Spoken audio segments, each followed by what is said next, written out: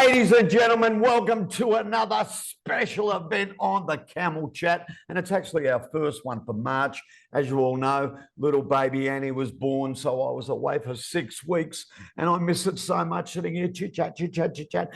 But today I got someone special. I am very, very excited because this lady, one, the Camel knows her very, very well.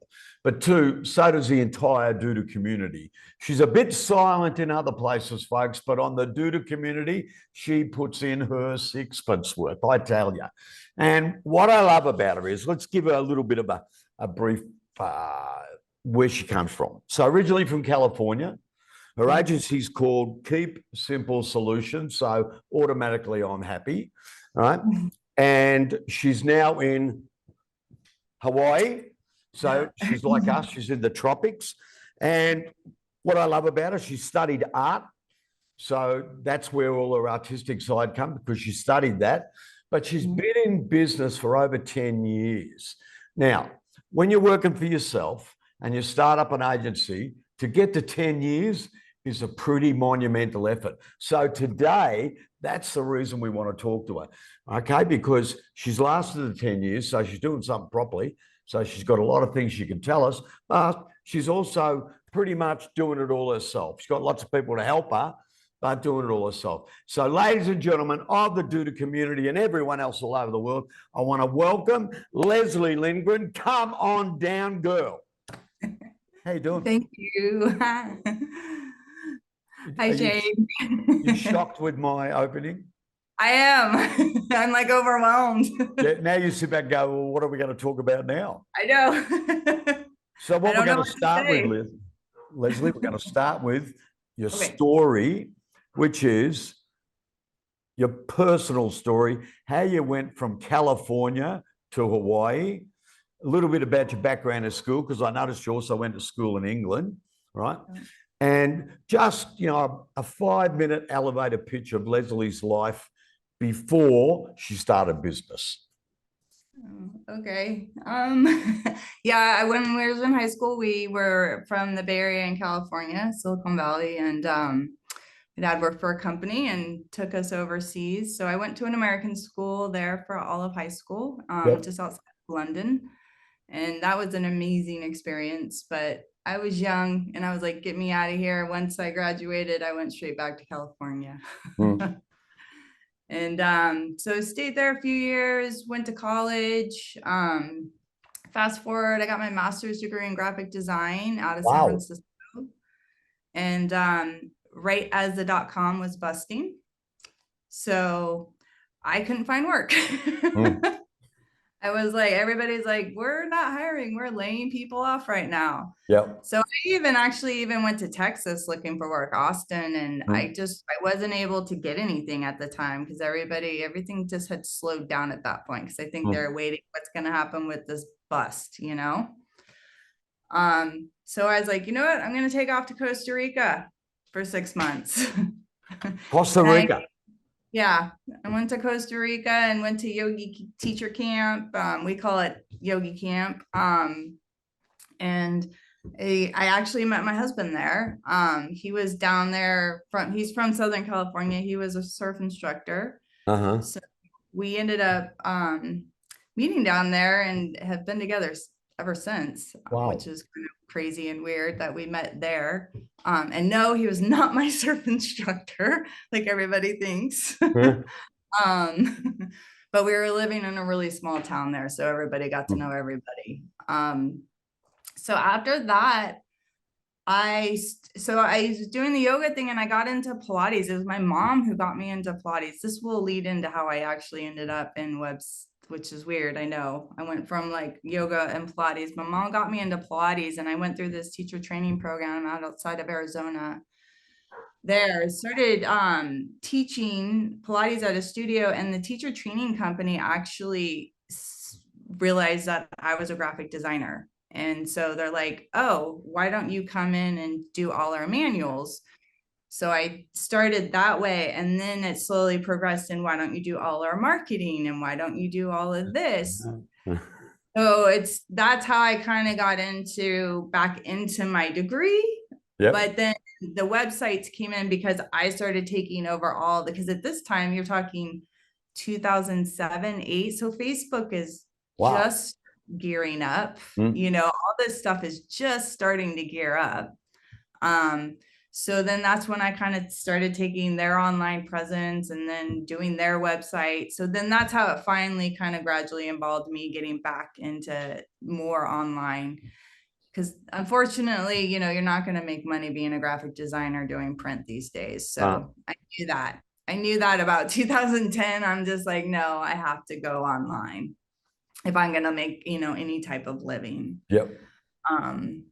So that's kind of how I ended up where, I started online was weirdly enough through Pilates, and just the teacher training company and working for them, as a graphic designer. Mm. And so they were my big whale for years. They're the ones that made sure my bills were paid. And that's what, kind of let me then grow my own, agency or my own. So how many business. years was that? I started with them in like 2007. Uh-huh.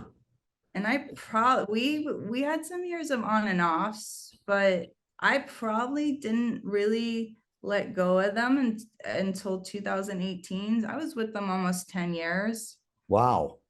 So it was a Um, while. it was a while. They actually, because I was in Arizona when we moved to Hawaii, they let me keep my job. They let me work remote. So that was 2000, into 2009, beginning 2010. So you moved Arizona, Hawaii. Yeah. Okay. And so there at that time that was pretty, unconventional to work remotely. I mean, it's not like post COVID where everybody's working online, Yep. remotely. We're So all in refugees. 2010, so I mean, these are the days. I mean, we use Skype to communicate. Yeah. I Skype. All we back and forth through Skype chat. Yeah. Oh, that was crazy. Actually, what Skype died? I wonder. No, I wonder the same thing. I haven't put it on my computer in years. I think when I don't use it. I no, think, I haven't used it in years. and Microsoft owned that, don't they? Microsoft I owns think Skype. they do because then it switched to a Microsoft login. Yeah, I think Yeah, you're right. I think crazy. Microsoft bought them. So you end up in Hawaii. Yes. You've been doing the thing with this one that's been keeping you going for a long time from Arizona to Hawaii. How did Keep Simple Solutions come about? It probably came about like in 2000. It was probably around 2012. Like I realized that I didn't want to be working entirely for one company. So at that point, my daughter had gotten older, and so she was probably 4 or 5. So I felt like, okay, now I can kind of focus on doing my own thing. And weirdly enough, because I was more into the Adobe, I was using Business Catalyst, and it was actually one of the guys, one of the agencies, he's started talking to other guys promoting like ways to do business and stuff. And he was like, niche, find your niche, find your niche. And I know, people are anti-niche or pro niche. For me, I was like, oh, well, I know Pilates. Why am I not doing Pilates websites?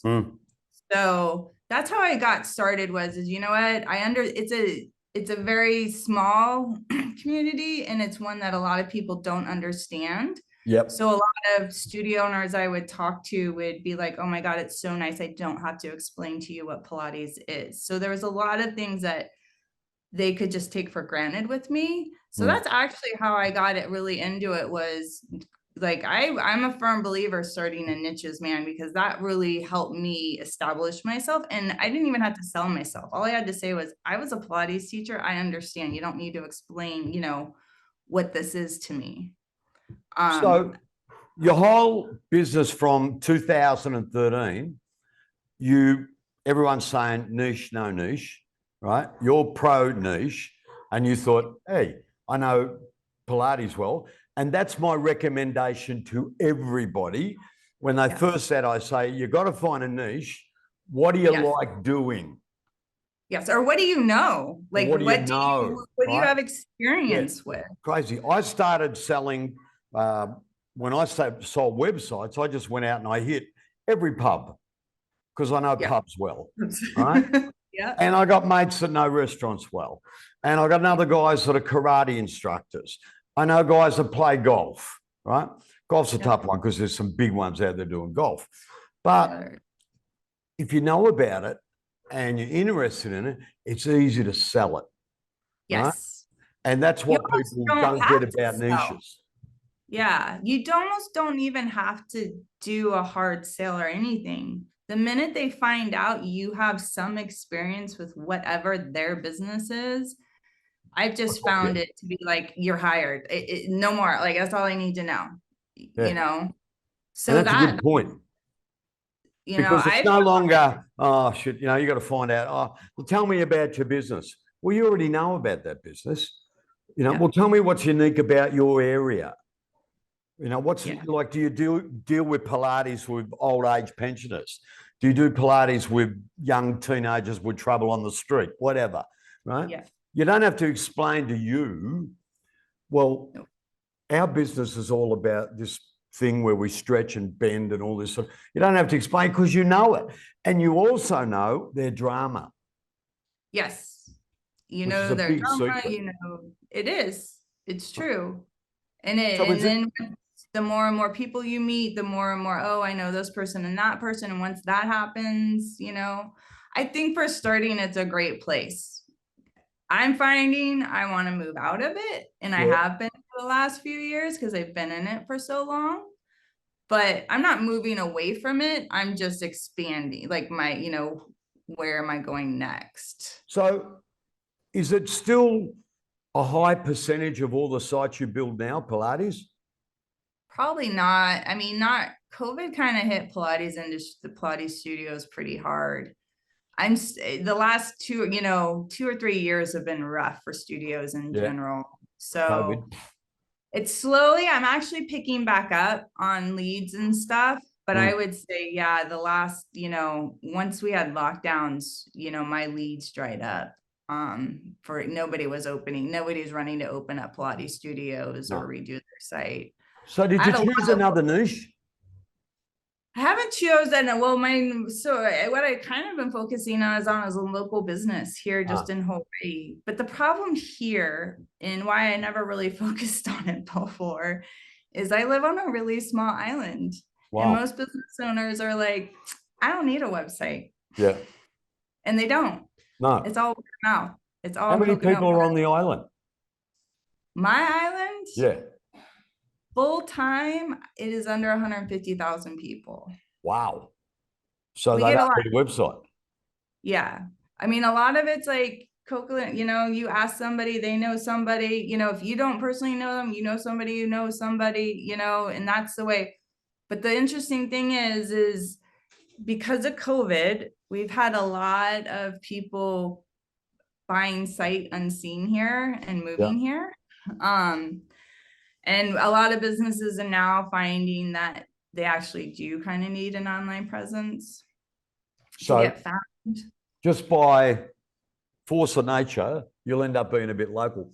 So does that mean that all your mainland business, if you did mainland business? Oh, I do mostly mainland. And I have Australia. I have even have Singapore, and then I have Denmark and Italy. Wow. How do you find these people? They find me. They find you now. Yeah. I mean, I am not a heavy marketer, as you can tell. I don't throw myself out there a lot, but they find me, and I specialize. So not only do I specialize in that industry of Pilates, and, I'm a Pilates instructor and no Pilates, but I also decided what I also helped is I specialize in booking software, like scheduling software. Yes, I noticed that. I'm a certified, one in a pretty high-end, big scheduling software as a consultant. So I have to say that's helped me a lot too, as being a consultant for the scheduling software. Yeah. So does that mean, Leslie, that like I wouldn't leave Hawaii either if I was there, right? It's like this place. It's very difficult to get me. I live on the Philippines, everybody knows, but it's very difficult to get me on a plane now, right? Because I love my tropical paradise. I had that same problem. So you do business. You don't do meetings in people's buildings and It's all so of very it's online. all online, all Zoom, all phone. It's always, and I've never had an issue with it. I always thought, and it's funny, clients don't even like East Coast clients. Weirdly enough, I always thought when I kind of started, I'd have more West Coast clients just because of the time zone. But weirdly enough, I have a lot of East Coast clients. And nobody seems to be bothered that I'm in Hawaii. They think it's kind of cool. Some of them brag about it. Yeah, my web designer lives in Hawaii. And that's crazy, isn't it? Because if you talk to is. someone like Nat from Olive Street Design, right? Nat's in Chicago. You talk to the guy in the Denver mountains. Alex, is that Alex? I think. Yeah. And, these guys, Nat has to go and visit people because he's in the middle of Chicago and knocks on doors. The guys is up in the mountains, right? He's not going to come down and see you, right? Yep. In the Philippines, like I'm not going to get on I think we have 2 websites in the Philippines. Yeah. Because I'm not going to leave my tropical paradise. And even before COVID, we were so used to it. Yeah. Just get on Zoom, chat through. But the other thing I've found, I don't know about you, but my onboarding, my forms, I leave no stone unturned in the amount of information I get off people. Yeah. And I find that's pretty brilliant. So if you go back, you started in 2013, you're doing Pilates, and then all of a sudden you see that market dropping a bit. Yeah. You're living on an island with 180,000 people. So there might be 5 bakeries, 20 or 30 Thai restaurants, I don't know, whatever, right? So you get to a saturation point there pretty quickly, right? Yeah. Was it something where you turn around and going, what am I going to do now? Or did it just evolve? Just evolved. It really did evolve.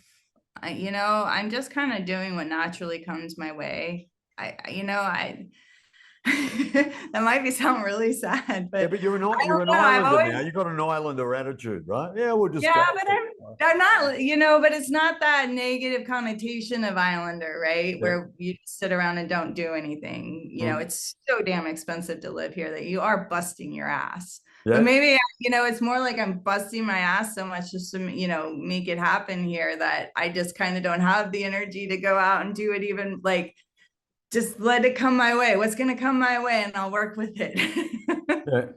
People think it's cheap in the Philippines, but dollar for dollar, it's actually more expensive. Yeah. Right? It's crazy because like me, I can't charge the same price as what the US can. No. Right? Are you the same? I can charge more here than I could on the mainland. Wow. But I think you haven't got a Pilates niche. You've got No, not here. My niche here would be, it's more small business or tourism. But I think you've got a Lesli Lindgren niche. Yeah. Right? Because I don't see you running Facebook ads. Oh, no, I don't. Right? I don't see you on LinkedIn at all. Nope. Right? Which to me, LinkedIn gets more like an employment agency and a pat each other on the back agency, right? But you got to be on it, no choice. It's like Facebook, got to be on it, right? Although I'm not on TikTok, right? But they're trying. Although you might have to be. I think you're going to. I know it's coming. Yeah, it's coming. We put videos on it, but I don't TikTok the videos. But you may notice I'm a bit of an entertainer. I can't help myself. So I might end up doing some. I sing. Right, because even on my own thing, which is Hodgie's Kitchen, because I cook, I'm famous for my singing and my Yes, I've seen that, and those would be good TikToks. I should. Everyone's saying you should put that on TikTok. You should. All my nieces and nephews say, "Oh, Uncle, you should go on TikTok," and I'm going, "No, I don't want to be up there with." No, I love Facebook because we built a really good following. We have good numbers on Facebook. Instagram is good for shots. The only disadvantage TheCamel has, we can't post pictures of our websites Yeah. because we're making them for everyone else. Yeah. And they get a bit shitty. They turn around and go, oh, we told people we made it. Right? So we shut up Yeah. about that. Eh. Okay, more questions. So you're rocking and rolling, you're in paradise. It's bloody expensive. We agree on that. Right? Yeah. And you've done the Pilates thing, you're starting to sell alcohol. So far it sounds like nothing but good news for you. There must have been some tough times. Oh yeah. What were the tough times? I think there's been a few. I think the toughest actually was dropping my whale. That was one of the hardest things for me. That's a good one. Tell me about that. Was that studio that the company that let me come over here and work, and I was getting burnt out anyways, but I was scared because I knew my bills were going to be paid every month off of that. Yeah. And getting to a point of, okay, am I going to be able to pay my bills doing my own thing now? That was a big one. It took, I had to jump off the bridge on that one and have a leap of faith. And it has. I've never, I have yet to come short yet, knock on wood. So was that 100% of your revenue? No, it was not 100% of my revenue. It was, at that time, it was getting less and less. Because I was I wouldn't say I just cut it off in one foul swoop. I did it kind of gradually. I left them a few times before, and then they pulled me back in, and then so it was a gradual thing, but then it finally did, I just cut ties. It was like, okay, I can't do this anymore. I need to focus on my business, because I'm actually now getting to the point where I'm actually making enough money where I really am not worried about having you guys anymore as a client. And you're taking away my time and energy to focus on building my own business. So that was a big one. Everyone, I think, every agency you talk to, every one of them wants a whale, but they don't realize what's involved in a whale. Did you find you were working for them, not for you? Yes, very much so. If I am now, I have actually just recently had a Native Hawaiian community kind of come to me, and they want me to be on contract, kind of a whale situation. And I'm actually not gonna do it because I'm like, I already see the signs of what's happening. Because I've been doing work for them. I did their website, and I'm gradually doing a little bit more, because it just kind of naturally happened. And now I'm like, whoa, wait a minute. Like, you're gonna start pulling me away from my own business to focus on yours. Yeah. Now I'm really hesitant of any whale. Well, I don't blame you. Yeah. Money's nice, but you will lose your own. You can't grow your business that way. No. And I think that's when we got our first major, big. Yeah, I bet we'd only been going 3 years, right? Okay.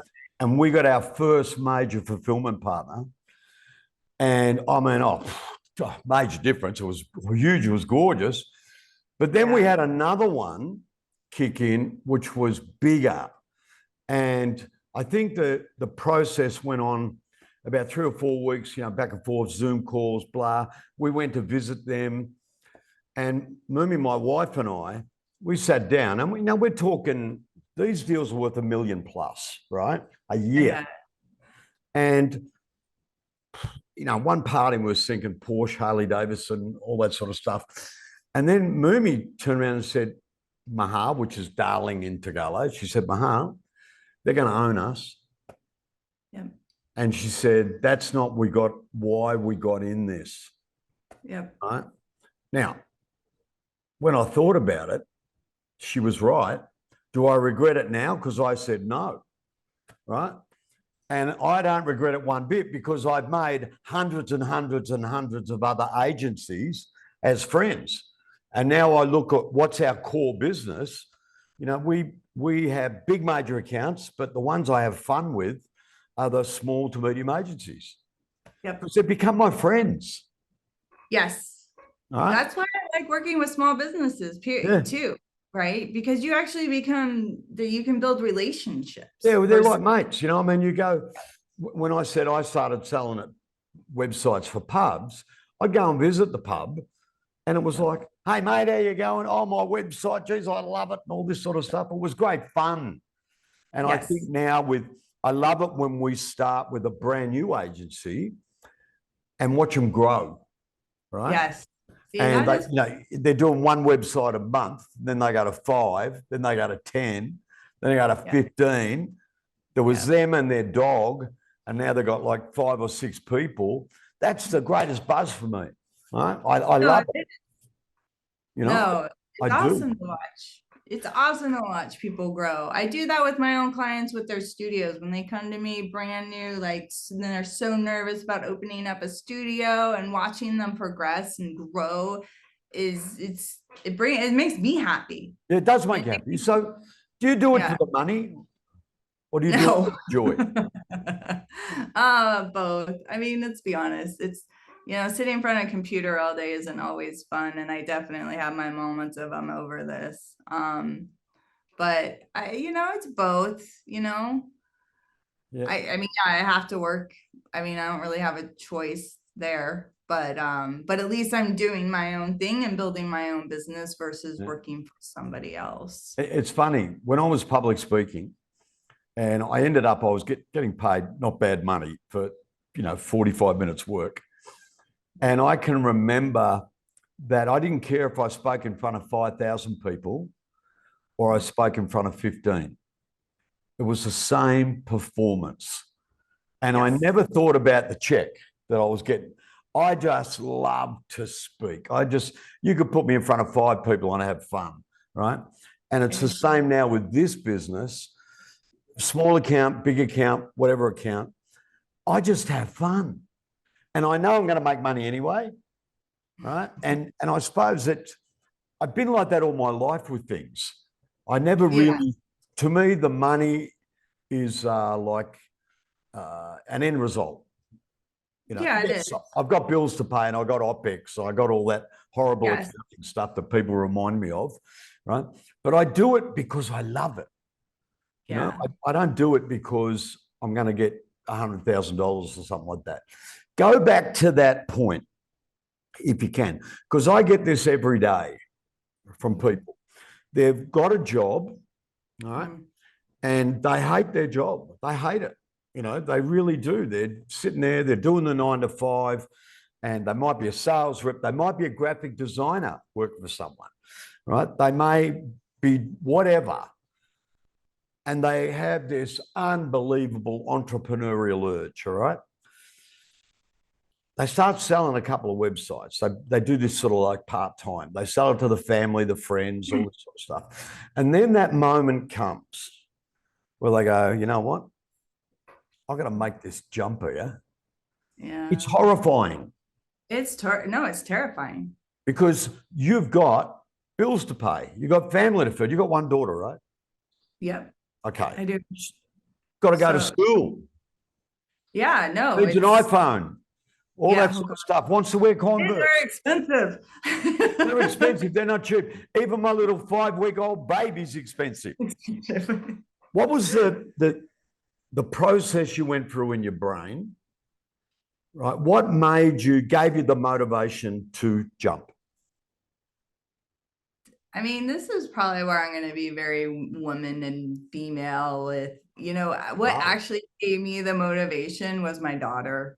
Wow. It was, I don't want to have to call somebody and be like, I can't work today. My daughter's sick. Or can I, get time off to go pick her up or go see this thing she's doing? To me, I wanted to be, I know I had to work, but what was what really motivated me was like, no, I'm not checking in with somebody to tell me what I can and can't do with my daughter. I'm going to make those decisions. So was it a quality of life decision? Yeah, it was for me. Yeah. Cause I only have one kid. I have one shot. Yeah. I have one shot with her. To make it a good or bad. And it's all up to you, Leslie. Yeah. It's good that. So I'm not, and I knew I'm not having it anymore. So that's really what gave me my motivation. And luckily I have a husband who, agreed with me and was supporting of me. And, you know, that was a huge thing. You know, if I didn't have my husband, I think I might be a little more hesitant, you know? And I mean, my dad was an entrepreneur his whole entire life. I watched him create businesses. I watched him make a ton of money. I watched him lose a ton of money my whole entire life. So that helps too, because I literally, both my parents did businesses together, and I literally watched them crumble and fall and build up and crumble and fall. Yeah. So I kind of knew already. I've gone through that cycle my growing up. So it was like, you know, worst case, I go back and get a job. Like, job. It's not, you know, the end of the world. It's crazy. I've been rich, I've been poor. I've been rich, I've been poor. Yep. And that's an entrepreneur, though. I think that's most entrepreneurs. We've all been rich, been poor. You know, I remember coming back from the US, landing in Australia, had $75 in my pocket. No BS. Because I got ripped off something chronic over there. Landed in Australia. 3 months later, I had a car. 6 months later, I had a fully furnished house, right? And I just use the same process every time, because I don't know about you, but it is the same process when you go broke or something fails, not broke. You just go, let's just do the same thing again with some adjustments. Yep. You know, like if I lose a deal, I sit back and go, well, why did I lose that one? And I go back and I think, okay, I need to refine this, or rather, you know, it's like in Formula One when they do the practice laps. Every time they come back in, there's a little adjustment for the main race. Yep. And when I talk to people, I say, well, what are your practice laps? What are your qualifying laps? What do you mean? Well, what are you doing that you're going to pick up those little things before you go in the main event? Yes. Experience. I mean, that's what I found. If in all my years of doing this, just experience just helps a ton. Because like you said, you start tweaking things. And I think I do it unconsciously now. Like, oh, that didn't work. Don't do that one again. Do you still take risks?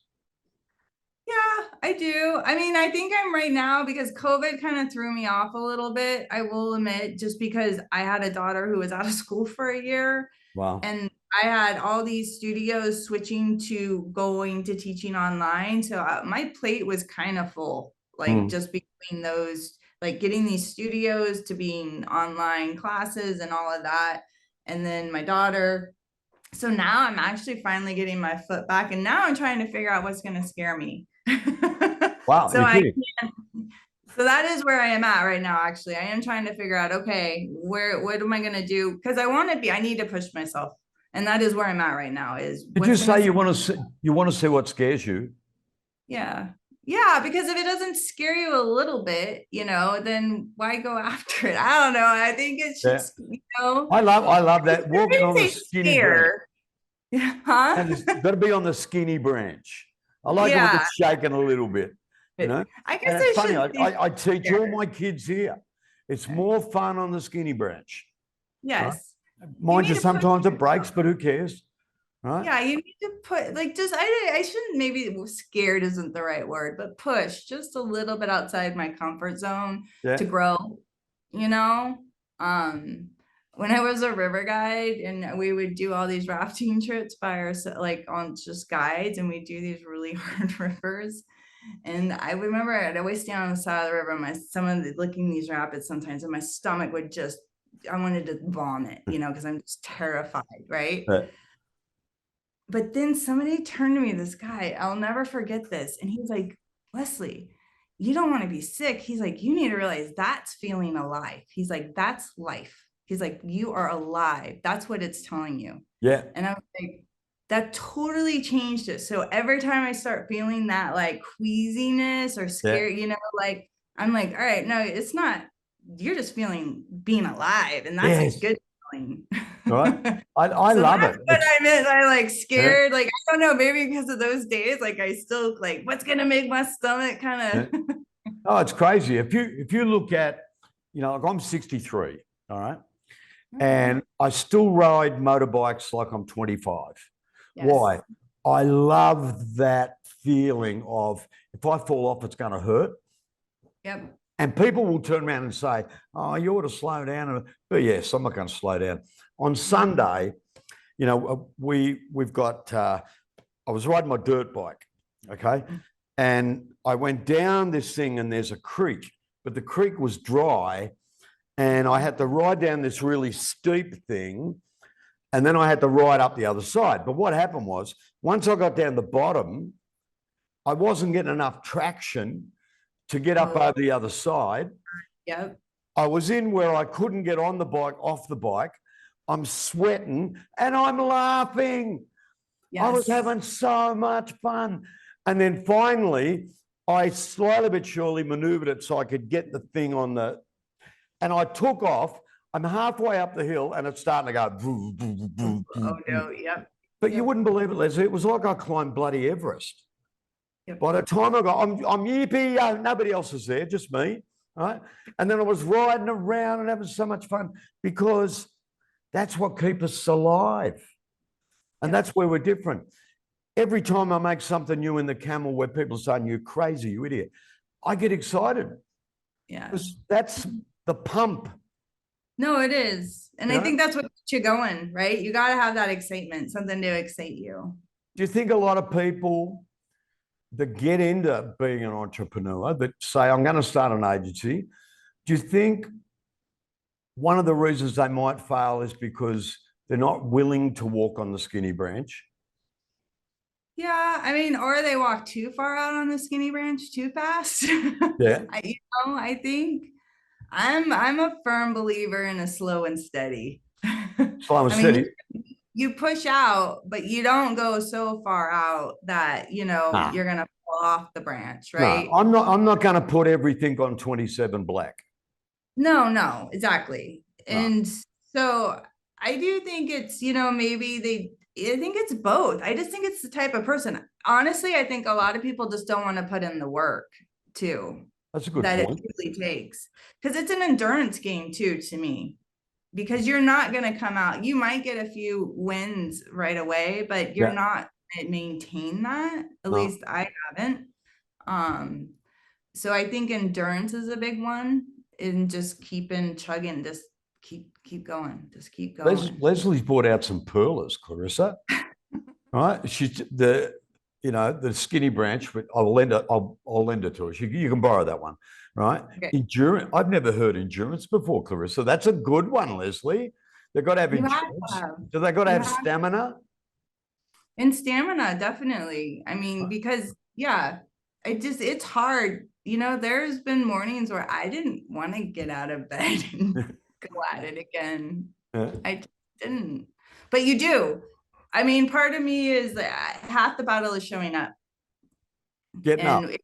And just showing up, showing up, whatever you're going to be doing that day, just show up, be present. You've already won at that point in my book. Yeah. And I think a lot of people have a hard time doing that, to be honest. They find all these shiny objects to go look at and deal with instead of showing up of like, no, this is my business. This is what I need to do today. Yeah. Do you have an office at your house? I used to. I worked out of my house for years, and it's only been the last 2 years that I actually I've moved out to a co-working space just for the people. Because finding I was getting very insulated. And that's another one, working for yourself, right? Like if you're working from home, you can become very insulated. You do. And I was finding that was not helping me. Like I'd done it for so long that I was like, I have to get out of here. We found that with COVID, because all the kids were working from home. And 2 years later, when things settled down a bit, we noticed they would chat less on our CRM. They all got overweight. They all got unhealthy. Yep. And now we pulled them in. They've all got to do once a week. They've got to come in the office. Because like I work from home because I like it, right? That's just me, right? Yeah. But what I've noticed, they got social again. Yeah. You know, they started to talk to each other and, you know, have a bit of fun. And, you know, I notice when I turn up to do my chats or to make videos, there's laughter in the joint. Yeah. That you don't get that at home by yourself. No, you don't. You can get really, and I think that can be a mind game too, in of itself. I'm pretty introverted anyways, so I was okay with it for a really long time, but I just realized that I'm like, and now I'm finding being in this co-working space to be like just the connection. The websites I've gotten from just being in this co-working space is actually pretty amazing. Wow. That wasn't my goal. My goal wasn't to sell myself. My goal was just to meet people in my community, which I'm doing, and that's helped me tremendously too. So I think that's maybe half the battle for a lot of freelancers or starting is you're very isolated. And I have to admit, I was pretty good about reaching out to people, like even like just peers that I met through Facebook groups or something else. And I would just reach out to them and be like, how are you doing? Like, I know it's really weird that I'm writing you, but I'm like, I'm stuck on a rock in the middle of the Pacific, and I really miss interacting with other, designers or developers. And I just want to say hi. And I think it's great. And that's one thing I love about, do you white label and say it's all yours, or do you mention Duda? It depends on the client. A lot of times my default is to white label. If I pushed or anything, yes, I say Duda. Yeah. Okay. I don't hide it, but I don't. Oh, that's what I meant. Do you hide it like you're shh, or No. you're open about it? If they ask me a direct question, my first answer is, it's a white label platform, blah, blah, blah. But then if they're like, well, what is it? And all right, it's Duda. I use Duda. Yeah, it's funny. The new thing we're making all access, I'm saying powered by Duda, right? Because I can't hide Duda because for 10 years I promoted Duda. Yeah. It's very difficult for me to say, well, I made it. Right? That ain't going to work, right? So I have no choice, right? Yeah. And I love them, and for me, it's a good thing.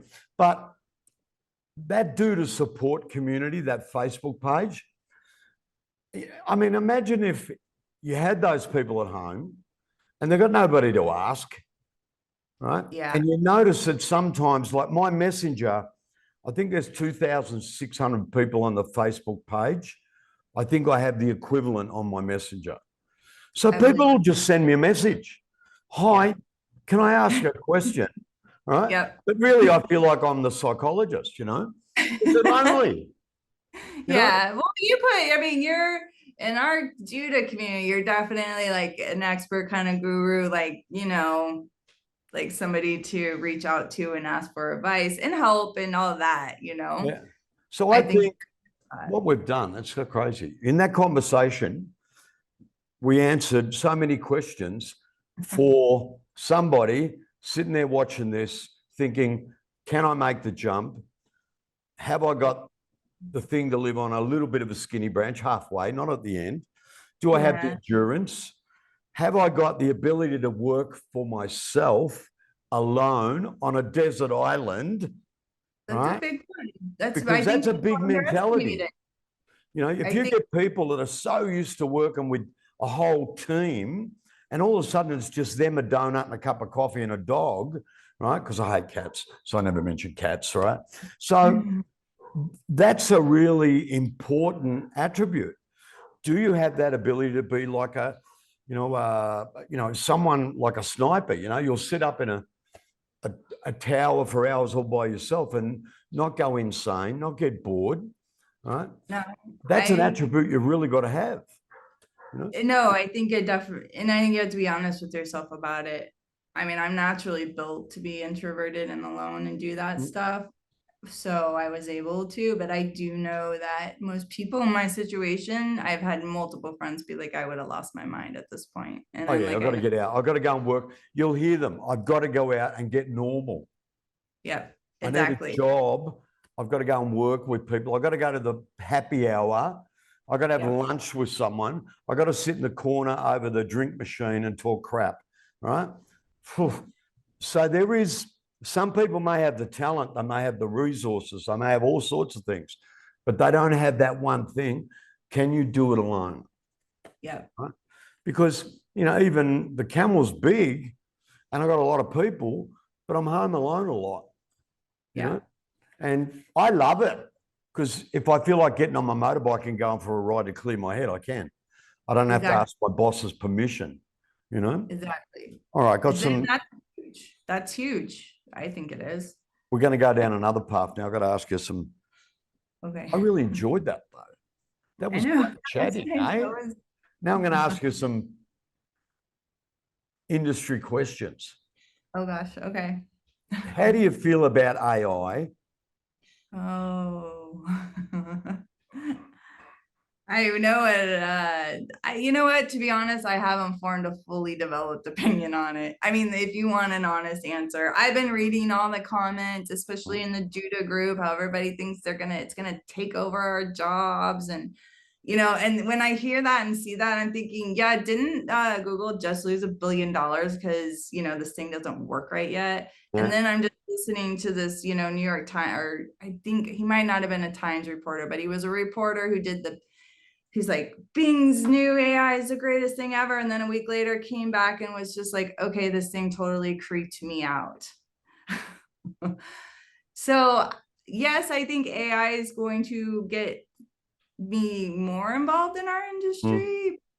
I don't think it's going to happen tomorrow, next year. Yeah. I think it's more of I think it still has a way to go, in my opinion, from what I've been hearing and seeing. Not once you get past the hype of it, it's like, no, look at what it's really spitting out and There's a lot of hype.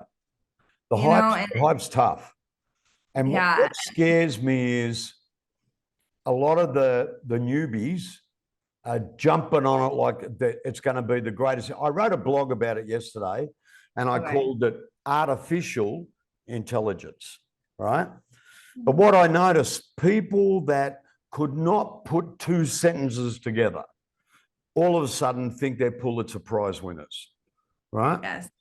I've noticed people that their social media, their Facebook page had cobwebs, and now all of a sudden they've become superstars. Yes. It's dangerous, right? Because it is artificial. I worry a little bit for the basic little freelancers in the Philippines, in India, in Pakistan, doing basic stuff. I think that market is threatened. Yeah, that actually I would agree with. Yes. Some of the redundant, easy, low-hanging fruit, I think, yeah. Yeah. But anything that takes they're like process workers in a factory that now robots do their job. Yes. Right? Like in a motor car, you've got the finishers, which help the robot put the glass in, but then the robot goes, done. Well, that used to be 3 people did that. Yes. Now there's one. I believe the freelancers, if I was selling basic websites, basic blogging, I'd be looking to upskill real fast. Definitely. Yeah. Maybe that's why I'm not worried about, because because to me, it is like this low hanging fruit, because once all these websites will just, and the content is going to start to sound and look alike. Like, how are you going to stand out in that using AI? Maybe I'm wrong. I just have not seen it yet in AI, because basic stuff, it's great, but you can tell it's artificial because it hasn't got that same emotion. It hasn't got, it can't be like if we were writing a blog about your island, you'd know. Oh, yeah. If it's a local or whether it was artificial intelligence. Yeah. Because it hasn't got the same, what's that word they use in Hawaii? It's a tribal word. It hasn't got that same thingy. Toyota, I studied this. Toyota had a thing called Juduka. Okay. Right, and what that was with a human touch. Yes. Right, so they brought in automation with a human touch. Yes. AI doesn't have that human touch. People will say it does. I say waffle, because they'll write 10 blogs and they'll pretty much be the same. They'll be good blogs. No, that's fine. They're good. It'll do. We tried it last month because I write in a particular style, right? I got that Australian sarcasm.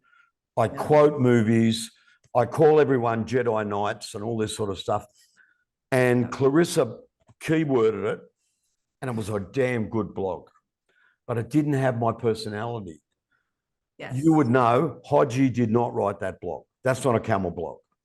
Right? Yep. If Clarissa wrote a camel blog, it's pretty close because she's got my style. She's got my.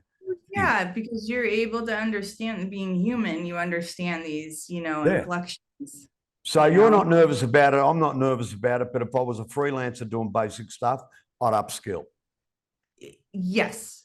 Yes. If you're on the skill, yes. Because to me, it seems like it can help me do redundancies and things that, or even getting like a client started with content. That's where I'm like, oh, maybe this would be a great way to get them started with something. Yeah. But that's not what we put on the website because they need to bring in their voice and their brand.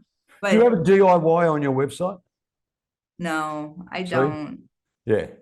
And again, remember with DIY, if you go back on the Do the Community page, everybody wanted it.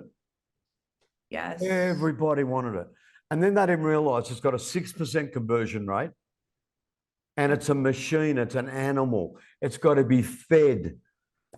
You've got to run unbelievable social media. You've got to keep putting fodder in there or else it's a waste. Reading guys that Squarespace and Wix and Weebly and all these other ones that spend millions in marketing. Like to me, it was not something that it was like, why put I'm not competing with I can't compete with these guys, so why bother? Nah, and AI is the same crowd.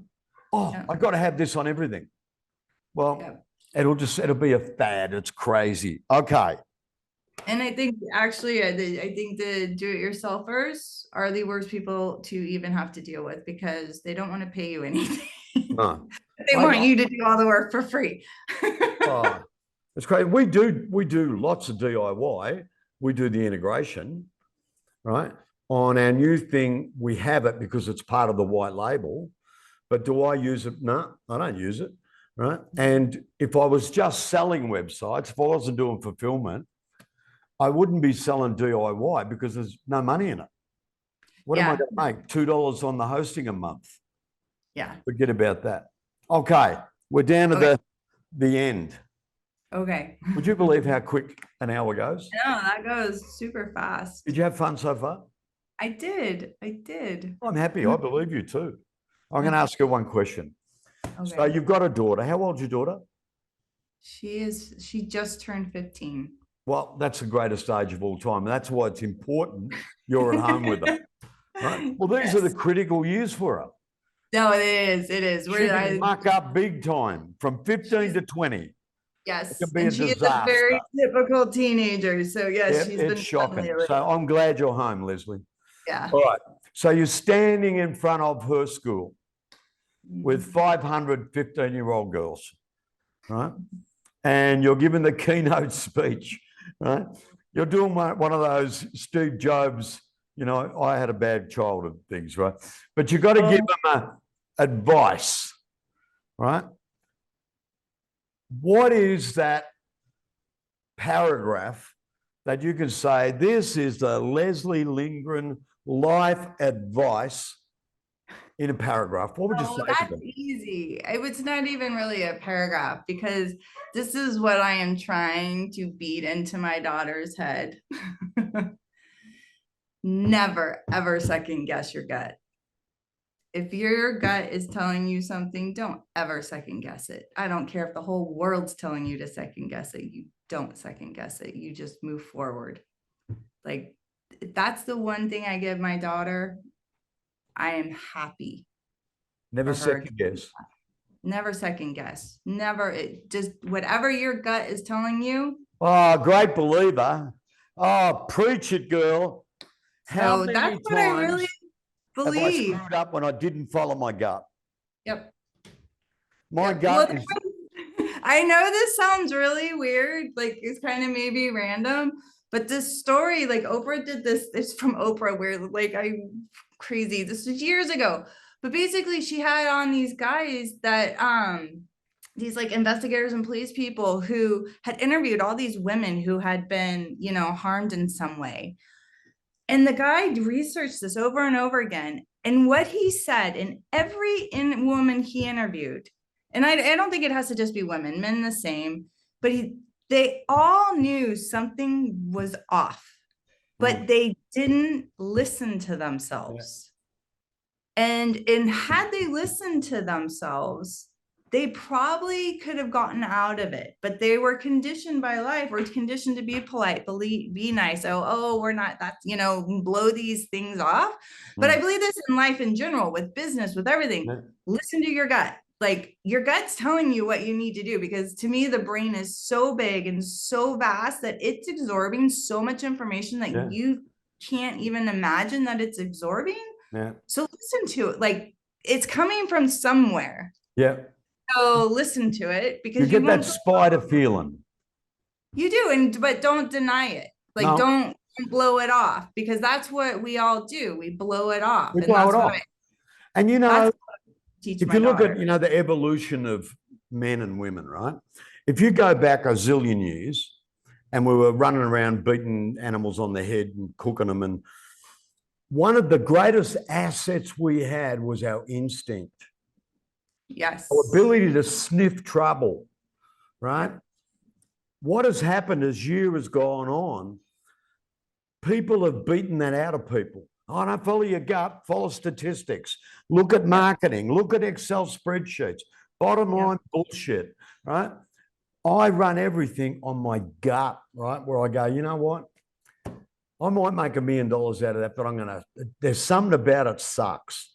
And you're right. Don't ever doubt your gut.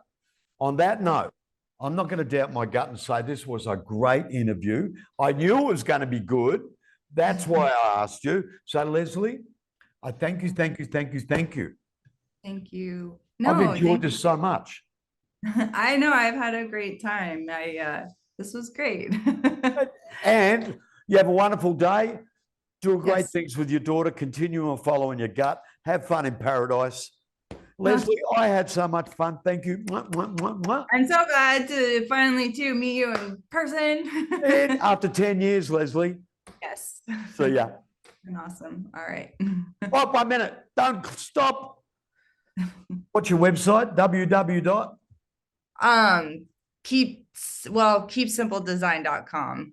Okay. We won't ask about LinkedIn because you're not on it. Not on it. No, she doesn't want to be on it. You don't need to be on it, girl. You don't need to be on it. I haven't needed it. No, I haven't. And away we go. See ya. Hey everybody, it's Shane from TheCamel.co, and I'm here with Jeffrey, and I just want to put a quick word out. Do you know that this video is one of hundreds of videos that are available on the Camel channel? And what are the videos? There's videos on how to sell, there's videos on how to market, there's videos on how to make something. We do a great curry. You name it, we've got videos about it, and we've also got a lot of videos about the special offers that the Camel has. So it's not just this thing that you're seeing now, it's a lot of information, a lot of services. You want to know more? Just click on the subscribe button. That way you don't have to search, it automatically comes to your inbox. You do that, have a great day. From me, Jeffrey, talk to you soon. See ya.